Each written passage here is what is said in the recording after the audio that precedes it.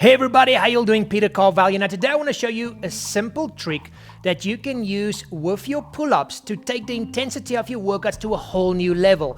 And I've started using this a few weeks ago because my normal back workout, which is 4 sets of pull-ups, 3 sets of chin-ups, and then 3 sets of inverted rows, just wasn't doing it anymore for me. The next day after my workout, my back just wasn't hurting at all anymore. Then I started using this technique, and in fact the first workout, all I did was 4 sets to failure of this pull-up technique I'm going to show you today, and the following day my back was hurting like crazy. So it's very effective and you don't have to worry about adding more weight at this point. So let me quickly show you this technique and then you can go and try it out. So I call this the 3-stop pull-up, and basically you're going to have 3 stops of 2-second isometric holds at 3 specific positions: the top position, the middle position, and then the bottom. Let me show you how this works.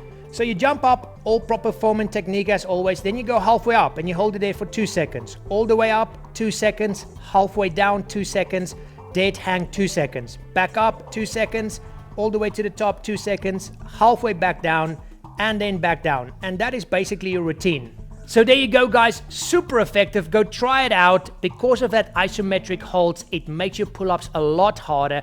And I don't even count reps. I basically just do 4 sets to failure of as many of these reps as I can, and that is my back workout all done. So guys, as always, if you like this video, click on that like button, leave your comments in the comments box below, subscribe if you're not a subscriber yet, and if you are a subscriber, don't forget to click on that bell icon button, otherwise you won't be notified any longer of any new videos we upload. Thank you so much for watching, and until the next time, keep it simple out there and have fun. Bye bye.